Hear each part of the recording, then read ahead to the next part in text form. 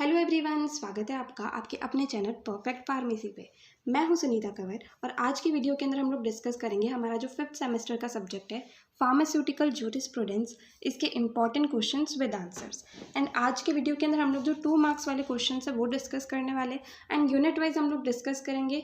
Generally तो हर एक unit में से 5 क्वेश्चन जो है वो हमने यहाँ पर लिए हैं, क्योंकि क्या है कि जूरिस्प्रूडेंस के अंदर 2 मार्क्स के क्वेश्चन के अंदर हर यूनिट जो है वो ऑलमोस्ट इक्वल इंपॉर्टेंस जो है वो रखती है। ठीक है, तो 2 मार्क्स वाले क्वेश्चंस जो है वो हम लोग इस वीडियो के अंदर कंप्लीट सोल्यूशन के साथ डिस्कस करने वाले हैं। इसकी पीडीएफ जो है वो आपको हमारे टेलीग्राम चैनल पर मिल जाएगी एंड टेलीग्राम चैनल का लिंक जो है वो आपको इस वीडियो के डिस्क्रिप्शन के अंदर मिल जाएगा। एंड जो चैनल का अबाउट सेक्शन है वहाँ पर जाकर भी आप जो टेलीग्राम चैनल का लिंक है वो देख सकते हैं। ठीक है, बाकी जो हर एक सब्जेक्ट है उसके इंपॉर्टेंट क्वेश्चंस की वीडियो यूनिट वाइज जो है वो ऑलरेडी हमारे चैनल पर अपलोडेड है। क्वेश्चन पेपर जो है previous year question papers 5th semester के वो भी सारे के सारे अवेलेबल है, तो वो सारी चीज़ें जो है वो आप जा करके चेक कर सकते हैं। सारी ही चीज़ें आपके लिए एग्जाम के लिए बहुत ज़्यादा इंपॉर्टेंट रहने वाली हैं। ठीक है, तो चलिए अब यूनिट वाइज क्वेश्चंस जो हम डिस्कस करने हैं हमें वो हम स्टार्ट करते हैं। First question is define the term drug and miss branded cosmetics. तो ड्रग क्या होता है एंड मिस ब्रांडेड कॉस्मेटिक्स क्या होता है, एंड वो भी जनरली हम लोग यहाँ पर according to drugs and cosmetics act जो है वो बताएंगे। ठीक है, तो सबसे पहले ड्रग क्या होगा? ऑल मेडिसिन फॉर इंटरनल और external use of human beings और animals and all substances intended to be used in the diagnosis, treatment, mitigation or prevention of any disease or disorder in human beings or animals। इसे जो है drug कहते हैं according to drugs and cosmetics act. तो generally ऐसी कोई भी medicine जो कि ह्यूमन बींग्स के एनिमल्स के अंदर इंटरनली या फिर एक्सटर्नली यूज़ होती है एंड सारे के सारे सब्सटेंसेस जिन्हें यूज़ करा जाता है किसी भी बीमारी के डायग्नोसिस, ट्रीटमेंट, मिटिगेशन, प्रिवेंशन के अंदर ह्यूमन बींग्स और एनिमल्स के ऊपर, तो उसे जो है ड्रग कहा जाता है। ठीक है, तो सिंपली ड्रग के अंदर सारी की सारी मेडिसिन आ गई जिन्हें इंटरनली या एक्सटर्नली यूज़ करा जाता है या फिर जिन्हें यूज़ करा जाता है किसी भी डिजीज़ या डिसऑर्डर के डायग्नोसिस, ट्रीटमेंट, मिटिगेशन, प्रिवेंशन या फिर क्योर के अंदर ह्यूमन बींग्स या फिर एनिमल्स के अंदर।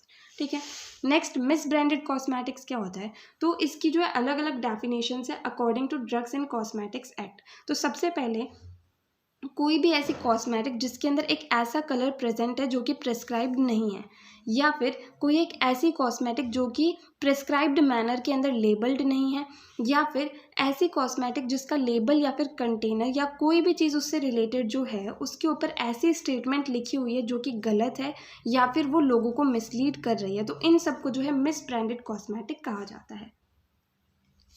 Next question is what is spurious drug. तो अब स्प्यूरियस ड्रग जो है वो क्या होती है? तो इसका आंसर क्या होगा? If it is imported under a name which belongs to another drug. अगर किसी ड्रग को इम्पोर्ट करा गया है किसी दूसरे नाम से जो नाम उससे बिलोंग नहीं करता है तो उसे स्प्यूरियस ड्रग कहेंगे। या फिर अगर कोई भी ड्रग जो है उसे सब्सटीट्यूट करा गया है कम्प्लीटली या फिर उसके कुछ पार्ट को किसी दूसरी ड्रग या किसी दूसरे सब्सटेंस से, तो उसे भी जो है स्प्यूरियस ड्रग कहा जाता है। Next question is loan license. तो यहाँ पर सिंपली हमें बताना है कि लोन लाइसेंस जो है वो होता क्या है। So a licence issued to a person who manufactures drugs at the premises of another person licence to manufacture drugs under the act since he does not have his own premises and facilities for manufacturing drugs. तो simply loan licence का क्या मतलब होता है? एक ऐसा इंसान जो कि मैन्युफैक्चरिंग करना चाहता है ड्रग्स की, बट उसके पास खुद की जगह नहीं है कि वो ड्रग्स को मैन्युफैक्चर कर सके एंड वो किसी दूसरे इंसान के यहाँ पर जाकर के मैन्युफैक्चरिंग ड्रग्स की करता है जिसके पास लाइसेंस पहले से है ड्रग्स को मैन्युफैक्चर करने का ड्रग्स एंड कॉस्मेटिक्स एक्ट के अंडर। तो वो जो लाइसेंस लेगा उस चीज़ को जो है लोन लाइसेंस कहा जाता है। ठीक है, जैसे सिंपली अगर हम लोग इसे समझें, मान लेते हैं कि हमें खुद को जो है क्या करना है कि मैन्युफैक्चरिंग करनी है ड्रग्स एंड कॉस्मेटिक्स की। ठीक है, लेकिन हमारे पास जगह नहीं है मैन्युफैक्चरिंग करने के लिए एंड हमारे फ्रेंड के पास में जगह है एंड उसके पास लाइसेंस भी है मैन्युफैक्चर करने का एंड हम उसकी प्रेमाइसेस के अंदर उसकी जगह पर जाकर के मैन्युफैक्चरिंग कर रहे हैं, तो उसके लिए जो लाइसेंस चाहिए होता है उसे जो है लोन लाइसेंस कहा जाता है। ठीक है, now next question is schedule N. तो अब शेड्यूल एन के अंदर क्या आता है वो हमें यहाँ पर बताना है। सो it consist of list of minimum equipment for efficient running of a pharmacy. तो शेड्यूल एन के अंदर जो है लिस्ट ऑफ मिनिमम इक्विपमेंट्स आती है, मतलब कम से कम कितने इक्विपमेंट चाहिए किसी भी फार्मेसी की नॉर्मल रनिंग के लिए। ठीक है, now next question is what are the objectives of drugs and cosmetics act. तो अब जो ड्रग्स एंड कॉस्मेटिक्स एक्ट है हमारे पास, उसके ऑब्जेक्टिव्स क्या है, मतलब इस एक्ट को लाया क्यों गया है। तो सबसे पहला एंड मोस्ट इम्पॉर्टेंट काम क्या है इस एक्ट का, कि जो भी ड्रग्स एंड कॉस्मेटिक्स का इम्पोर्ट होता है, मैन्युफैक्चर होता है, डिस्ट्रीब्यूशन होता है एंड सेल होता है, वो वही लोग करें जिनके पास में लाइसेंस है। ठीक है। दूसरा, जो import, manufacture, distribution and sale है ड्रग्स एंड कॉस्मेटिक्स का, वो सिर्फ और सिर्फ क्वालिफाइड लोगों के द्वारा ही होना चाहिए। ठीक है। देन हमारे पास दो कमिटीज़ आती है, जैसे DCC हो गया, DTAB हो गया, तो उन्हें बनाने का काम जो है वो भी ड्रग्स एंड कॉस्मेटिक्स एक्ट के अंदर ही आता है। देन इसके बाद में कि खराब ड्रग, जैसे कि एडल्टरेटेड ड्रग हो गई, स्प्यूरियस ड्रग हो गई, मिसब्रांडेड ड्रग एंड कॉस्मेटिक्स हो गई, तो उन सब का import, manufacture, distribution and sale ना हो, उसका ध्यान रखने का काम जो है वो भी ड्रग्स एंड कॉस्मेटिक्स एक्ट के अंदर ही आता है। ठीक है। Now next question is enlist 4 drugs of schedule H. तो शेड्यूल एच के अंदर जो ड्रग्स आती हैं उनमें से किन्हीं भी 4 ड्रग्स के नाम जो है हमें यहाँ पर बताने हैं। तो सबसे पहले शेड्यूल एच जो है, इसके अंदर जनरली कौन सी ड्रग्स आती है, प्रेस्क्रिप्शन ड्रग्स आती हैं, जो कि जब रजिस्टर्ड मेडिकल प्रैक्टिशनर के द्वारा हमारे पास एक प्रिस्क्रिप्शन होगा उस ड्रग का, तभी वो ड्रग जो है वो दी जाती है। ठीक है। इसके अंदर जो एग्जाम्पल आएंगे वो आएगा acyclovir, diclofenac, verapamil hydrochloride and terazosin. ठीक है। Next question is explain schedule G and Y. तो schedule G and schedule Y, इन दोनों के अंदर क्या क्या आता है वो हमें यहाँ पर बताना है। तो सबसे पहले हम लोग देखते हैं शेड्यूल जी।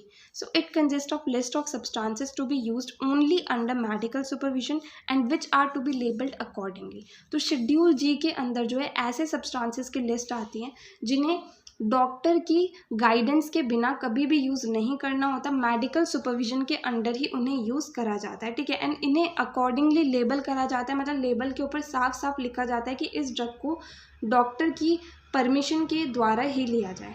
ठीक है। नेक्स्ट है शेड्यूल वाई। शेड्यूल वाई के अंदर आती है requirements and guidelines on clinical trials for import and manufacture of new drugs. तो न्यू ड्रग्स के लिए, न्यू ड्रग्स का इम्पोर्ट एंड मैन्युफैक्चर करने के लिए जो क्लिनिकल ट्रायल्स होती है उसके लिए क्या क्या रिक्वायरमेंट्स एंड क्या क्या गाइडलाइंस होती हैं, वो सब जो है वो शेड्यूल वाई के अंदर आती है। Now next question is define wholesale and retail sale. तो होलसेल की डेफिनेशन एंड रिटेल सेल की डेफिनेशन, इन दोनों की डेफिनेशन जो है वो सिंपली हमें यहाँ पर लिखनी है। तो सबसे पहले होलसेल क्या होता है। होलसेल का मतलब होता है एक ऐसी सेल जो कि करी जाती है एक ऐसे इंसान को जो उस चीज़ को दोबारा से सेल करेगा। जैसे कि होलसेल के अंदर बहुत ज़्यादा बल्क में, मतलब बहुत ज़्यादा क्वान्टिटी के अंदर किसी भी सामान को खरीदा जाता है एंड देन उसे वापस से बेचा जाता है, उस चीज़ को जो है सिंपली होलसेल कहा जाता है। दूसरा आता है रिटेल सेल। रिटेल सेल का मतलब ये है कि एक इंसान जो है वो जो भी ड्रग्स एंड कॉस्मेटिक्स है उसे डायरेक्टली कंज्यूमर्स, मतलब जो उसे यूज़ करेगा डायरेक्टली उसको बेच रहा है, तो उसे जो है रिटेल सेल कहा जाता है। ठीक है।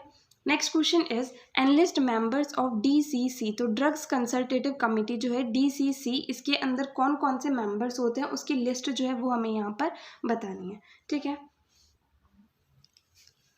तो DCC के अंदर कौन कौन से मेंबर्स आते हैं। सबसे पहले तो इसके अंदर 2 रिप्रेजेंटेटिव्स होते हैं जो कि नॉमिनेट करे जाते हैं सेंट्रल गवर्नमेंट के द्वारा। देन जो हर एक स्टेट गवर्नमेंट है उनके अंदर से एक नॉमिनी जो है वो DCC के अंदर होता है, मतलब ड्रग्स कंसल्टेटिव कमेटी के अंदर होता है। Now next question is what are the duties of government analyst. तो जो गवर्नमेंट एनालिस्ट होता है उसकी ड्यूटीज़ क्या क्या होती है वो हमें यहाँ पर बतानी है। तो सबसे पहली एंड मेन ड्यूटी उनकी ये होती है कि ड्रग इंस्पेक्टर या फिर दूसरे लोगों के द्वारा जो भी ड्रग्स एंड कॉस्मेटिक्स भेजी गई है उन्हें एनालाइज करना एंड उनके ऊपर टेस्ट परफॉर्म करना। देन सेकेंड ड्यूटी इनकी ये होती है कि रिपोर्ट्स बनाना टेस्ट और एनालिसिस के ऊपर रूल्स के अकॉर्डिंग। देन थर्ड ड्यूटी ये होती है कि रिसर्च वर्क के अंदर जो है उसके अंदर भी इन्वॉल्व रहते हैं एंड इनका काम होता है कि जो रिजल्ट आया है उस रिसर्च वर्क का वो गवर्नमेंट तक पहुंचाना सही तरीके से, बिल्कुल एकदम सही फॉर्मेट के अंदर। Now next question is what is PCI। तो PCI का क्या मतलब होता है वो हमें यहाँ पर बताना है। तो सबसे पहले PCI का फुल फॉर्म क्या है, फार्मेसी काउंसिल ऑफ इंडिया होता है।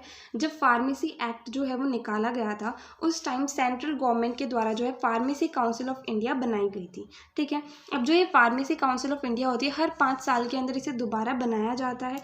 मेन फंक्शंस जो होते हैं फार्मेसी काउंसिल ऑफ इंडिया के, वो सबसे पहला तो ये होता है कि जो फार्मेसी करने के लिए, मतलब फार्मासिस्ट बनने के लिए या फार्मासिस्ट का काम करने के लिए जो एजुकेशनल क्वालिफिकेशंस चाहिए होती हैं एंड जो एजुकेशनल पैटर्न को फॉलो करना होता है उस चीज़ को डिज़ाइन करना जो है PCI का काम होता है। देन जो इंस्टीट्यूशंस हैं जो कि फार्मेसी के लिए कोर्स कराने के लिए बने हैं, तो उनको अप्रूव करना या फिर उनके अप्रूवल्स को हटाना, उनको कैंसिल करना, ये काम जो है वो भी पीसीआई का होता है। देन फार्मासिस्ट का रजिस्ट्रेशन करने का काम भी पीसीआई का होता है। देन जो सेंट्रल रजिस्टर होता है फार्मासिस्ट का, उसका मेंटेनेंस करने का काम जो है वो भी फार्मेसी काउंसिल ऑफ इंडिया का होता है। Okay, next question is what are toilet preparations. तो अब टॉयलेट प्रिपरेशंस जो है वो क्या होते हैं, उसकी डेफिनेशन जो है वो हमें यहाँ पर बतानी है। So any preparation which is intended for use in the toilet or the human body or in perfuming apparel of any description or any substance intended to clean, improve or alter the complexion, hair, skin और teeth and includes deodorants and perfumes। तो toilet preparations जो हैं, इसका सबसे main काम ये होता है कि ह्यूमन बॉडी की साफ सफाई रखने के लिए जो भी चीज़ें यूज़ होती हैं उन्हें जनरली टॉयलेट प्रिपरेशंस कहा जाता है। ठीक है, जैसे कि ह्यूमन बॉडी की सफाई करने के लिए या फिर उसको उसके जो अपीयरेंस को इम्प्रूव करने के लिए, जैसे हेयर के अपीयरेंस को इम्प्रूव करने के लिए, स्किन को, टीथ को, इन सब चीज़ों के अपीयरेंस को इम्प्रूव करने के लिए जो भी चीज़ें होती हैं, जो भी प्रिपरेशंस होती हैं, उन्हें टॉयलेट प्रिपरेशंस जनरली कहा जाता है। ठीक है, डिओड्रेंट्स एंड परफ्यूम्स जो हैं वो भी टॉयलेट प्रिपरेशंस के अंदर ही आते हैं। शैम्पू हो गए या फिर किसी भी तरह के फेस वॉश आ गए, जितनी भी चीज़ें जो ह्यूमन बॉडी के ऊपर यूज़ हो रही हैं उन्हें जो है टॉयलेट प्रिपरेशंस कहा जाता है। ठीक है, next question is right any 2 examples of अफीम डेरिवेटिव्स। तो अफीम डेरिवेटिव्स के कोई भी 2 एग्जाम्पल्स जो है वो हमें यहाँ पर लिखने हैं। तो जो 2 अफीम डेरिवेटिव्स होते हैं वो आते हैं मॉर्फिन एंड कोडीन। ठीक है, next question is define narcotic substance. तो नार्कोटिक सब्सटेंस क्या होता है, इसकी डेफिनेशन जो है वो सिंपली हमें यहाँ पर बतानी है। तो नार्कोटिक सब्सटेंस क्या होंगे, सबसे पहला तो ऐसा सब्सटेंस जो कि analgesia, narcosis and addiction produce करेगा। मतलब सबसे मेन वो एनाल्जेसिया प्रोड्यूस करना चाहिए, मतलब पेन को ठीक करना चाहिए। देन वो नार्कोसिस प्रोड्यूस करता है एंड देन एडिक्शन भी कॉज करता है अगर उसे सही तरीके से नहीं लिया जाए। तो ऐसे सब्सटेंस को जो है नार्कोटिक सब्सटेंस कहा जाता है। Next question is define controlled substance. तो अब कंट्रोल्ड सब्सटेंस क्या होता है, उसकी डेफिनेशन जो है वो हमें यहाँ पर लिखनी है। So a drug or chemical whose manufacture, possession and use is regulated by the government and these are used in production of narcotic drug and psychotropic substances. तो कंट्रोल्ड सब्सटेंस मतलब वर्ड इसके अंदर आ रहा है कंट्रोल। तो सबसे main तो इसके अंदर ये होता है कि इसकी मैन्युफैक्चरिंग, इसका यूज़, इसका पोजेशन, वो सारी चीज़ें जो है गवर्नमेंट के द्वारा रेगुलेट होती है। देन ये कंट्रोल सब्सटेंस जो है ये narcotic drug and psychotropic substances के प्रोडक्शन के अंदर काम आते हैं। तो इनका जो मैन्युफैक्चरिंग, यूज़, ये सारी चीज़ें जो हैं वो गवर्नमेंट के द्वारा रेगुलेट इसलिए करी जाती है क्योंकि ये क्या होते हैं, हैबिट फॉर्मिंग सब्सटेंसेस होते हैं, एडिक्शन इनसे हो जाता है एंड लोग जो है वो जनरली इसका मिस यूज़ करते हैं। तो मिस यूज़ ना हो एंड उसे सिर्फ और सिर्फ दवाई के रूप में यूज़ करा जाए, इसलिए इसका जो मैन्युफैक्चर, यूज़, ये सारी चीज़ें जो वो गवर्नमेंट के द्वारा रेगुलेट होती हैं। Now next question is what do you mean by CPCSAA guidelines. तो CPCSAA गाइडलाइंस से हम लोग क्या समझते हैं वो हमें यहाँ पर बताना है। तो सबसे पहले तो CPCSAA गाइडलाइंस जो हैं ये गाइडलाइंस होती हैं जिन भी एनिमल्स के ऊपर एक्सपेरिमेंट परफॉर्म करे जाते हैं रिसर्च वगैरह के लिए, तो उनकी ब्रीडिंग एंड स्टॉकिंग जो करी जाती है उसके लिए जो है ये गाइडलाइंस होती हैं। ठीक है, CPCSAA का फुल फॉर्म होता है committee for the provision of control and supervision of experiments on animals. मतलब एनिमल्स के ऊपर जो एक्सपेरिमेंट परफॉर्म करे जाते हैं उसके लिए एक ये कमिटी होती है जो कि एक्सपेरिमेंट जो परफॉर्म करे जाते हैं उसे कंट्रोल करती है एंड सुपरवाइज करती है। ठीक है, अब CPCSAA गाइडलाइंस के अंदर जो कुछ पॉइंट्स आते हैं वो कुछ यहाँ पर हमने मेंशन कर रखे। बाकी जनरली 2 मार्क्स के अंदर जितना लिखना सफिशिएंट है वो आप लिख सकते हैं। सो CPCSAA गाइडलाइंस जो breeding and stocking of animals के लिए होती हैं, तो उसके अंदर क्या आता है कि जो हाउसेज हैं एनिमल्स के लिए वो एकदम शांत एटमॉस्फेयर के अंदर होने चाहिए जहाँ पर किसी भी तरह का कोई भी ट्रैफिक नहीं होना चाहिए। ठीक है, अब जो लोग एनिमल्स को अटेंड कर रहे हैं, जो उनकी देखभाल कर रहे हैं, वो अच्छे से ट्रेंड होने चाहिए एंड वो एक्सपीरियंस्ड भी होने चाहिए। देन एनिमल्स का ध्यान जो है वो छुट्टी के टाइम भी, मतलब जैसे हॉलीडेज होते हैं उसमें भी ध्यान रखना होगा एंड जो ऑफ आवर्स होते हैं तो उसमें भी क्या है, शिफ्ट चेंज कर करके एनिमल्स का जो है पूरा ध्यान रखना होगा। ठीक है, next question is what are the objectives of prevention of cruelty to animals act. तो जो prevention of cruelty to animals act है, इस एक्ट के ऑब्जेक्टिव्स क्या हैं। ठीक है, तो सबसे मेन ऑब्जेक्टिव, इस एक्ट को सबसे मेनली लाया क्यों गया था कि एनिमल्स के ऊपर जो एक्सपेरिमेंट परफॉर्म करे जाते हैं तो वो ऐसे कोई भी कर लेता था ना, उसके लिए किसी भी तरह के रूल्स एंड रेगुलेशंस नहीं थे। तो इस एक्ट के आने के बाद में वही लोग जो हैं एनिमल्स की ब्रीडिंग एंड स्टॉकिंग कर सकते हैं जिनके पास प्रॉपर लाइसेंस है, ठीक है। तो मेन जो इस एक्ट का ऑब्जेक्टिव है वो ये है कि एनिमल्स को बिना काम के पेन एंड सफरिंग जो है वो ना पहुंचाई जाए, to prevent animals from unnecessary pain and suffering during experiments. तो जब एनिमल्स के ऊपर एक्सपेरिमेंट परफॉर्म करे जाते हैं उस टाइम उन्हें किसी भी तरह का दर्द ना हो एंड उन्हें किसी भी तरह से सफ़र ना करना पड़े, इस चीज़ को प्रिवेंट करने के लिए जो है ये एक्ट बनाया गया था। Next question is elaborate DPCO and IAEC। तो DPCO एंड IAEC इन दोनों का फुल फॉर्म क्या होता है वो हमें यहाँ पर बताना है। तो DPCO जो है ये होता है drug price control order and IAEC होता है इंस्टीट्यूशनल एनिमल एथिक्स कमेटी, ठीक है। इन दोनों का जो फुल फॉर्म है वो हमें यहाँ पर बताना था। Now next question is what are the objectives of DPCO। मतलब जो ड्रग प्राइस कंट्रोल ऑर्डर है जो कि 2013 के अंदर आया था, उसके ऑब्जेक्टिव्स क्या हैं। तो इसका क्या काम है, सबसे मेन काम तो इसका ये है कि सारी की सारी जो एसेंशियल ड्रग्स हैं वो रीजनेबल प्राइस पर सभी लोगों को मिल सके, ठीक है। देन प्राइस फिक्सेशन कर दिया कि हाँ भाई इस फिक्स प्राइस पर ये ड्रग मिलेगी, तो उसकी वजह से जो क्वालिटी है ड्रग की वो कम नहीं होनी चाहिए, इस चीज़ का ध्यान रखना जो है वो भी DPCO का काम होता है। Next question is define the term advertisement. तो एडवर्टाइजमेंट जो है इसका क्या मतलब होता है, इसकी डेफिनेशन जो है वो हमें यहाँ पर लिखनी है। So advertisements are all notices, circulars, labels, wrappers और other documents and all announcements made orally और बाय मीन्स ऑफ प्रोड्यूसिंग और ट्रांसमिटिंग लाइट, साउंड और स्मोक। सो एडवर्टाइजमेंट जो है सिंपली किसी भी प्रोडक्ट के बारे में किसी नोटिस के द्वारा, सर्कुलर के द्वारा, लेबल के द्वारा, रैपर के द्वारा या किसी भी दूसरे डॉक्यूमेंट्स के द्वारा बताया जा रहा है, या फिर कोई भी अनाउंसमेंट करी जा रही है, ओरली करी जा रही है, या फिर लाइट, साउंड या स्मोक की मदद से किसी भी तरह की अनाउंसमेंट करी जा रही है, तो ये सारी ही चीज़ें जो है वह एडवर्टाइजमेंट के अंदर आती है। Now next question is define ethics as per code of pharmaceutical ethics. तो कोड ऑफ फार्मास्यूटिकल एथिक्स के अकॉर्डिंग हमें एथिक्स क्या होता है उसकी डेफिनेशन जो है वो बतानी है। तो एथिक्स जो है इसका सिंपली मतलब होता है साइंस ऑफ मोरल्स या फिर मोरल प्रिंसिपल्स। एथिक्स के अंदर जो है ऐसे रूल्स आते हैं जिसके द्वारा किसी भी प्रोफेशन जो है उसे रेगुलेट करा जाता है एंड उसके लिए जितने भी लोग उस प्रोफेशन के अंदर हैं उनके लिए एक स्टैंडर्ड सेट करा जाता है, तो वो चीज़ें जो है वो एथिक्स के अंदर आती हैं। मतलब सिंपली कोई भी एक इंसान किसी एक पर्टिकुलर प्रोफेशन के अंदर है, जैसे हमारे यहाँ पर कोड ऑफ फार्मास्यूटिकल एथिक्स के अंदर आ जाएगा, कोई भी इंसान अगर फार्मेसी प्रोफेशन के अंदर है तो उसे कुछ पर्टिकुलर रेगुलेशंस फॉलो करनी होती हैं एंड उसके लिए कुछ स्टैंडर्ड सेट करे जाते हैं कि उसे इन स्टैंडर्ड्स के अंदर ही काम करना है। जैसे उसे खुद से पहले हमेशा क्या है अपने पेशेंट को रखना है, हमेशा पेशेंट की हेल्थ जो है वो खुद की हेल्थ से पहले आती है। ये सारी चीज़ें जो हैं वो कोड ऑफ फार्मास्यूटिकल एथिक्स के अंदर आती हैं, ठीक है। Next question is objectives of medical termination of pregnancy act. तो medical termination of pregnancy act जो है इसके ऑब्जेक्टिव्स क्या है वो हमें यहाँ पर बताना है। तो सबसे मेन ऑब्जेक्टिव इसका ये है कि जो वुमेन की डेथ रेट है उसे कम करना जो कि अनसेफ एंड इलीगल अबॉर्शंस की वजह से होती थी, एंड जो मैटरनल हेल्थ है वुमेन की उसे ऑप्टिमाइज करना, उसे इम्प्रूव करना, ये जो है medical termination of pregnancy act का मेन ऑब्जेक्टिव है।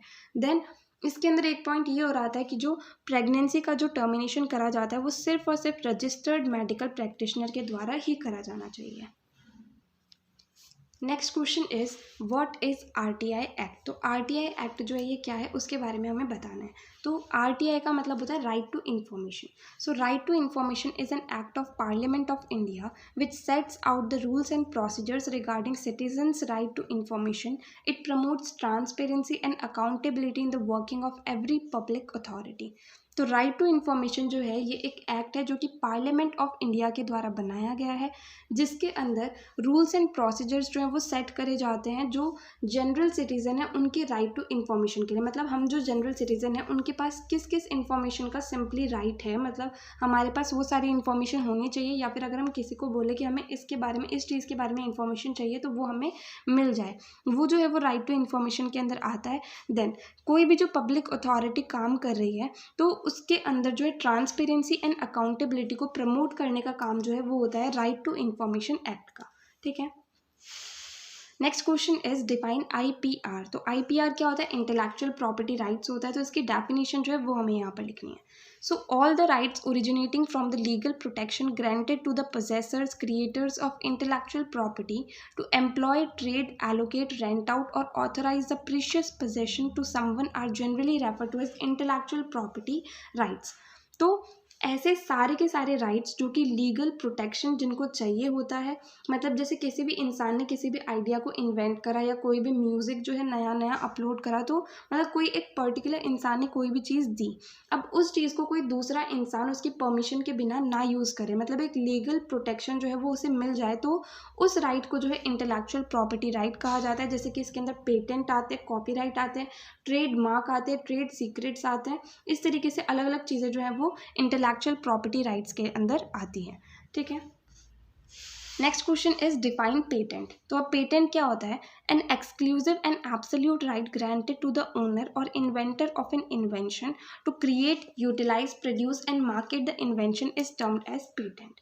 सो पेटेंट जो है ये सिंपली एक एक्सक्लूसिव एंड एब्सोल्यूट राइट होता है जो कि किसी भी इन्वेंशन के इन्वेंटर को दिया जाता है या ओनर को दिया जाता है, जिससे कि उस जो भी उसने इन्वेंशन करी है उसे वो अपने तरीके से क्रिएट कर सके, यूटिलाइज कर सके, प्रोड्यूस कर सके, मार्केट कर सके, उस चीज़ को जो है पेटेंट कहा जाता है। मतलब सिंपली किसी भी इंसान ने एक इन्वेंशन करी, तो अब जो उसकी इन्वेंशन है उसके ऊपर पूरा पूरा उसका हक होना चाहिए, उसकी परमिशन के बिना कोई दूसरा उस चीज़ को यूज़ ना कर पाए, एंड वो उस राइट को, उस अपनी इन्वेंशन को जिस भी तरीके से यूज़ करना चाहे वो कर सके। इस चीज़ का राइट जो एक इंसान को मिलता है उसे जो है पेटेंट कहा जाता है। ठीक है, ये भी एक तरह का इंटेलेक्चुअल प्रॉपर्टी राइट ही होता है।